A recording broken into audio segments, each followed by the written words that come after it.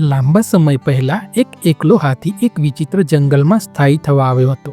આ જંગલ તેના માટે નવું હતું અને તે મિત્રો બનાવવા માંગતો હતો. તે પહેલા એક વાંદરાની પાસે ગયો અને કહ્યું, હેલો બંદર ભૈયા, શું તમે મારા મિત્ર બનવા માંગો છો?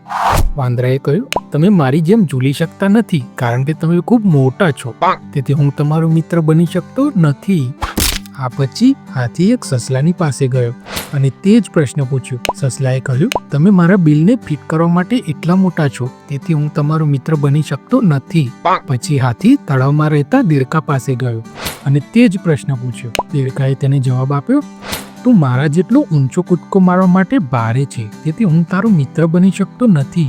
હવે હાથી ખરેખર દુઃખી હતો કારણ કે તે ઘણા પ્રયત્નો કરવા છતાં મિત્ર બનાવી શક્યો ન હતો. પછી એક દિવસ બધા પ્રાણીઓ અહીં ત્યાં જંગલમાં દોડતા જોઈને હાથીએ દોડતા રીંછને પૂછ્યું કે આ ઉપદ્રવ પાછળનું કારણ શું છે?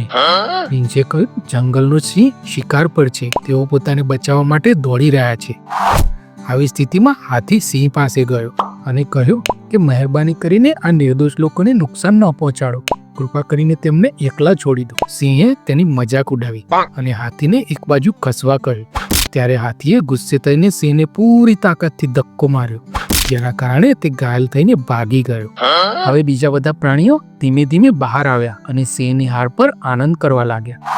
તેઓ હાથી પાસે ગયા અને કહ્યું, તમારું કદ અમારા મિત્ર બનવા માટે યોગ્ય છે.